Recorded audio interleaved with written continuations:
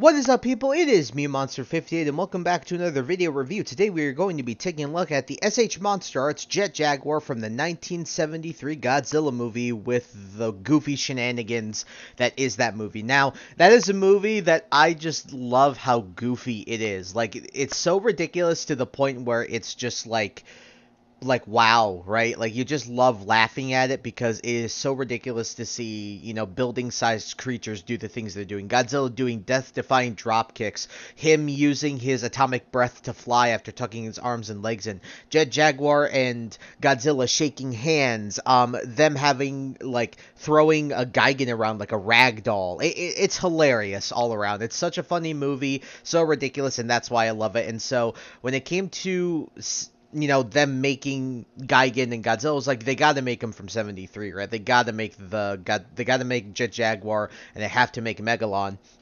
And of course, as soon as I was thinking about that, like maybe a month or two later, this was revealed, and I'm so happy to finally have it in hand. So taking a look at the box, it's actually pretty tiny. It's not really that big or robust of a box in comparison to like Godzilla, but you can see very nice product shots here of Mr. Jet Jaguar, SH Monsterarts Jet Jaguar 1973. You can see the 2024, all these cool logos here, Bandai, Tamashii Nations, more nice product shots here done in like the monotone or the grayscale.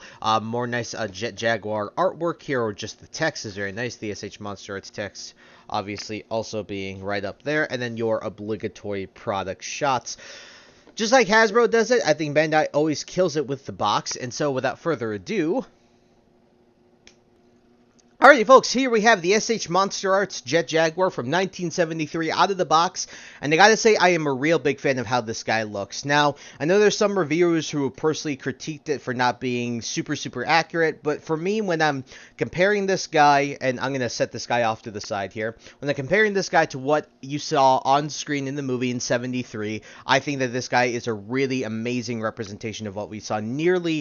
Nearly perfect in my opinion when you're just looking at them side by side. Now when it comes to the actual suit itself, I am not one to be able to have that much knowledge to be able to have that discussion, but overall I think this guy looks really nice. And so taking a look at the details here, let's take a look at the head sculpt. You can see the head sculpt is fantastic. You can see the very nice molded in detail, the nice silver paint, the dark blue eyes. That looks really good, and obviously the iconic smile there.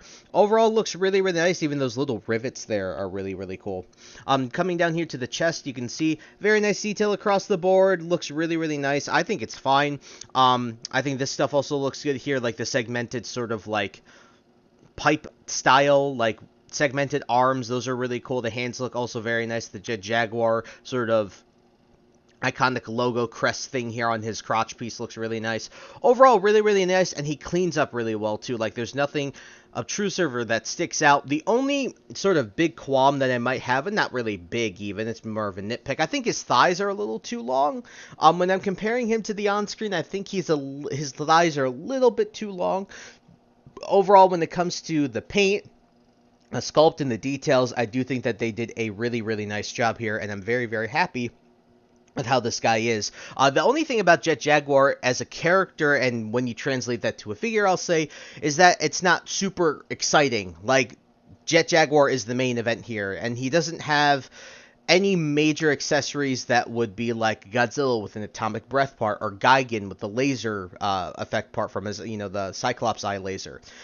You really wouldn't have something like that with Jet Jaguar, just because he's not that big of an event when it comes to like external stuff like that. So like even for like Kiryu, right, for Mechagodzilla 3, he has the Absolute Zero effect part, or if you did the Soul of Chogokin, he has like just extra parts like the big, the Garuda, right? And even for Mechagodzilla 2. So you guys understand what I'm saying here, is when it comes to, like, accessories, this guy doesn't have an insane amount of, like, play when it comes to, like, it's amazing and it's an event. This is the main event right here. Jet Jaguar himself is pretty much the only main event. He does come with some nice accessories, but he is still the main event here. So when it comes to these figures, we're obviously going to do comparison, and you guys know exactly which ones we're going to be doing. So we are going to set Jet Jaguar off to the side here. And folks, here he is with one of his arch rival nemesis in the movie. Here he is with Gigan from 72. And I know this is the 72 design, but guys, it's the same design from 72, 73. The movies, I believe they're technically, it's a sequel to 72. So what I'm saying here is this is exactly how it should be. And when you're looking at these guys eye to eye, they basically are eye to eye. Jet Jaguar's head is up to the top of Gigan's horn or spike on the top of his head there. So these two look really, really, really nice together, and I'm very happy to have these guys together in the collection.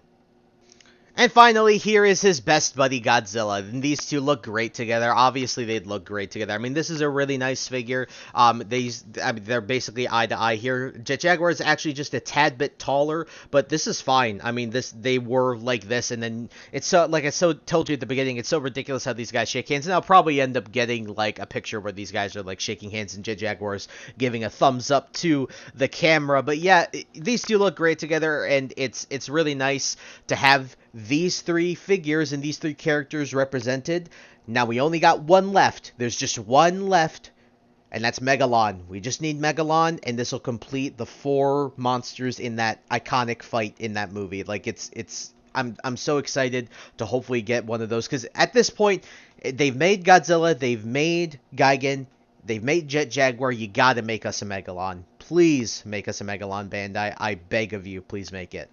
Alrighty, folks, and after that, let's get into the articulation, and this is where this figure is a bit of a fault. The reason I say this is because out of Godzilla figures, Jet Jaguar, when you're looking at Godzilla characters also in general, he's probably the most humanoid monster, one of the most, if not the most humanoid monster in the entire monster verse. I'm not saying like monster verse in terms of the legendary. I'm saying just in the Godzilla monster universe, right? Throughout all the different continuities from the different eras, Jet Jaguar is probably the most humanoid. And the issue I have with his articulation is when you have something like, you know, the SH Figure Arts line with the Dragon Ball stuff, you think that they could have done way better with the articulation here, because it's not awful, but it's not amazing either. And when you're comparing it to something like the recently released like 3.0 Goku, this is just so much worse in comparison. But taking a look at the articulation, so you do have a ball joint at the head, so you can get a little bit of up and down, nothing too crazy though. Arms can do a full 360. You have a butterfly joint, but it's kind of inhibited, like that's how much movement you'll get. You also get about a little more than 90. I'd argue that's just 90, and then you do have a rotation here, and then the wrists are also on ball joints. But it's because of how this is all designed, and that's one thing I'll also say about this figure, is that his head loves to come off, and that's really annoying. Because of how his tube arms are designed, it's not the easiest to get great articulation out of it, and I had a moment when I first opened this guy when I tried to bend it a little bit further than it should have, and then this whole forearm assembly got untabbed from where it is, so that really sucks. You also get a lot of waist though, and actually, wow, that's the first time that's actually happened, so I'm going to leave that in, because that actually really kind of blows. That's legit, that's the first time that's ever happened, and give me a sec to peg this all back in. Alright, we're good. That's unfortunate that happened. So I guess be very careful with the way you do this, because when you're doing this part is a little bit looser in general. But you can get a good range in the waist. You can go back pretty far. You can go forward pretty far, right? Like that's your bend. You can go back. You can go side to side. With the legs, you can kick forward. You can kick back. And now this is where the articulation kind of sucks. Like you have this extra joint that you can push down for better articulation, but it doesn't really help with the back movement because of the weight. Wow, this guy's just falling apart today, isn't he? I'm not even pushing this really hard at all. There we go, we're back. But when you're trying to do this, I mean, that movement is so weird because of how the butt flap is designed. I wish this could lift up or something like that. And then, like, 90 at the knee, you have rotation here, a little bit of rotation here, and then the foot is also on the ball joint, and it can go forward and it can go bend like so. So you can get some okay articulation out of this guy. The only issue is that everything kind of runs into each other, and I feel like it's just, it doesn't feel as good to handle. I wish that they, like, mimicked some of the articulation from, like, the figure art stuff, because when you're thinking about this, yeah, he is a Monsterarts figure, because he's technically a monster, but at the same time, He's a humanoid. Like, this is just like the most humanoid Godzilla monster to ever exist, in my opinion. And so I wish that they just took more cues from the articulation, because the articulation just could have been better. It's not awful at all, and I don't want you guys seeing me like have this guy end up like just falling apart for a second, ruin this figure. I've been messing around with this guy for the past several days, and he's been fine. It just so happens to be that during the recording, of course, of all times, that has to happen. But overall, the articulation isn't bad. It's just not amazing. It's just painfully average.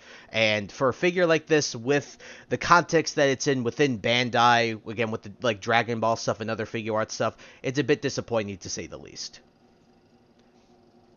Alrighty, folks, and now it's time to talk about the accessories. And this guy, like I told you, there's no real major event here when it comes to his accessories, but he does come with some, and it's very nice to at least have them. So, I'll warn you before we get into this, though, these accessories are tiny. Besides his hands and his eyepiece that you'll see, these are really tiny, and they're very fragile, so you need to be very careful with them. Honestly, I also recommend using tweezers. I wouldn't put it past you if you did that. So first thing they'll show is actually this eye plate. So this is a much brighter blue, what's actually inside of the head.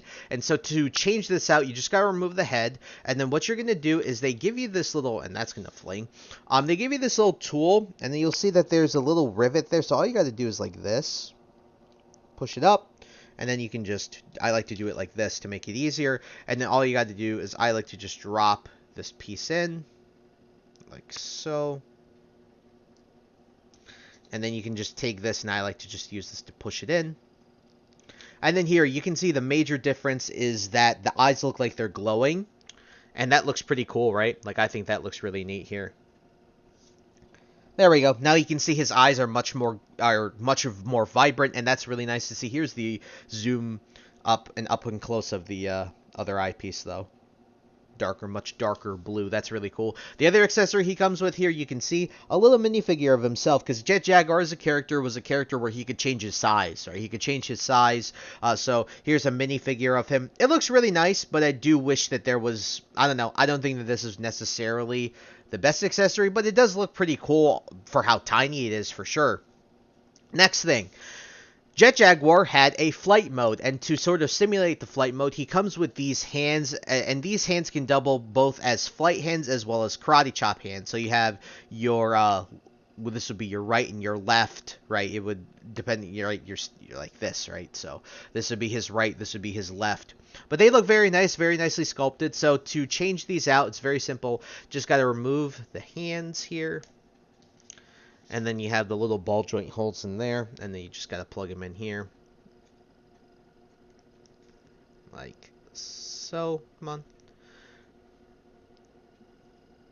This perfectly fine. There we go. So you can have him with more karate chop hands, so it ends up working out, right? Because it makes sense that Jet Jaguar is sort of a martial arts, monster more than anything else, right? That's like the idea. So really, really nice that you can do that. So to simulate the flight mode, you can just put the arms out like so, and then we'll remove this one, and we'll put the other one on. And then what you're going to need, so we'll tab this in, or peg this into place, like so, and then you can do this. Now, the head. What you got to do for the head, so I'll just straighten out the legs, and then you can just put them close together like so, and that'll be it. So for the head, I'll take it off so that you guys can see this easier, and I can do this easier. What you have to do is you have to remove these pieces, set those off to the side, and they're really tiny, they're really fragile, and I'm not joking you. You see that this little piece right here that's sticking up? You actually have to remove that. And I'm not joking you. I don't want to drop it, but you see how tiny that is? I'm not a big person. I'm a short guy. And that's extremely tiny. So that's why I said tweezers are honestly a recommendation. Then you come with an extra pair. And what you got to do is you got to point them out like so. You got to plug them in. You can see there's little holes in there. And then the way that these are made, when you take a look at them, you can see that they have that little bend there. So what you got to do is you got to essentially push those in like that, and then you get another one here. Do the same here. It's just so scary to do this, so you can do that. And then you come with a longer version of the tiny little pin that stuck out at the top of his head. You get a longer version of that, so you can see that. Right there, you can see that. And then you got to stick it in that hole like this. Like so, and these feel very fragile, so you have to be very careful with them, and then you can just pop the head back on. And ladies and gentlemen, I don't have a flight stand or anything like that, but here is Jet Jaguar in like his like flight mode. And that's pretty cool that you can recreate that. But for a flight mode, it's kind of lame because there's really nothing else that shows you. You just have to be like in the know with the movie to understand that this was his flight mode, right? Like, it's funky, it's there, but I'm glad they allow you to recreate that. It's still pretty cool. So we'll just go ahead and remove all these because I don't feel comfortable having these on for a long time. So we'll set him down, remove those, and then we'll just plug these back in. Luckily, these go in pretty easily, but the other scary thing about these is that they also can tend to fall out a good bit of the time, so just make sure they're in there secure, because if you don't, you might end up losing these parts, and my lord, losing these parts would be a nightmare. I almost lost one of them already, and man, that was a nightmare. And putting this piece back into is absolutely terrifying because of how tiny it is, but you just got to be very careful. Again, don't be afraid to use tweezers if you have to. We'll just plug the head back in. And I think we'll keep the glowy eye plate, because now that I'm staring more at it, I actually like it a lot more than that. And then obviously, instead of just the karate chop hands, he also comes with a set of very similar to like Dragon Ball fighting pose hands, so you guys can see those. Those are pretty nice. They're the grippy fighting pose hands. So again, very similar. You can just, if we want to, remove that, and then we can just plug that in like so, and then you can do something like this, right? Something like this.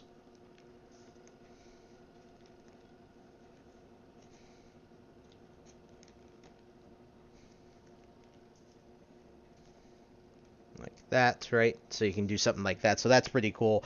So you can get some really nice stuff. And the last accessory that this guy poses, and the last accessory this guy comes with, is he comes with extra parts. So that little pin at the top of his head and the long one, he comes with an extra set on this little runner, just in case they end up getting lost. Because I think Bandai also realized, hey, these parts are really small and really tiny. It'll be easy for someone to lose them. So very nice that they added those in. So yeah, in terms of accessories, they're fine. But the main attraction, like I told you, is Jet Jaguar himself. And so at the end of the day, this is really the main event, is this guy. So don't expect the accessories to be anything crazy.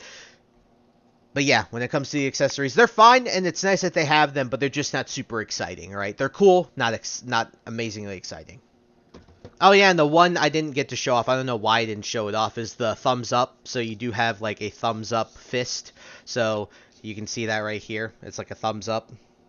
Very cool that they added that because they knew how goofy the movie was. So just to show that in a cool way, it's only for the right. So we're going to remove the left, and we're going to put the fist back in. Actually, we can probably leave the doing like a what's up thumbs up pose, and I think that's really funny. It adds to the goofiness of the movie, and I'm very happy. The only character I am so sad that they didn't bother adding a thumbs up to was Godzilla himself, and that really sucks. And so guys, before we get into the final concluding thoughts, the last thing I'd like to discuss would be the actual price of this guy. And I got this guy for about $100. Now, the thing is, I think personally, now I know there are websites where you can get it for cheaper, but for the most part, the ones that I use, Amazon, Big Bad Toy Store, they're retailing it for about $100. And I think it's more worth it at about 80 or 90. So if you want to wait for like a sale for something, then I definitely would recommend that. But is it okay to pay just a little bit over? I don't think it's necessarily that bad. But when it comes to this figure, I think it is a solid and a very good representation of what we saw from Jet Jaguar in the 1973 film, and I'm pretty happy with it to display it on my shelf, and I'll definitely be displaying it alongside the other mechs that I have displayed from the Godzilla series, along with the Singular Point Jet Jaguar. So really cool stuff there. So when it comes to this figure, I think the paint is really nice. The sculpt is also really, really cool. He comes with some neat accessories, or well, really the best accessories that they could have maybe added for this guy. In addition to that, I also think that The sizing is really nice, and it's so good to have this guy alongside Godzilla as well as Gigan. However, the issues that I have with it is that its articulation is just kind of painfully average, especially when you're comparing it to like SH Figure Arts stuff. I just think that they could have made it more like Figure Arts articulation rather than just trying to make it its own thing. Obviously, I know that they're trying to go screen accuracy as well, but I think they could have done better with the articulation. Just feels a bit limiting, especially specifically in his legs is where it really sucks. And also, the other thing about this guy is, like I said, the other nitpick I have is that I think his thighs are a bit too long, and that's a nitpick at the end of the day, but I'll still put it up there as maybe a little bit of a con. And so out of a 10, I'll probably give this guy like an 8. I think he's a really solid figure, and I do recommend you pick him up, but maybe not necessarily for $100. Something like 80, I think, would be much more reasonable for this guy, but if you want to get this guy before this guy gets resold and then sold for like 2 or 3 times the price, then I definitely recommend you buy it now. And so if you guys want to pick this up, I did pick mine up in the Big Bad Toy Store, so leave a link in the description to that. Also leave a link in the description to Amazon as well, so you guys can think about picking this guy up if you do so wish to do so. And I think that's really it for the video, so thank you guys so much for taking the time to watch this video. Please like, comment, rate, and subscribe, and share this video with your friends. Also follow me on the socials. Those will be a link in the description below. And with that, guys, and once again, thank you so much for taking the time to watch this video review, and I'll catch you all in the next one. Hope you guys have a wonderful day. Peace.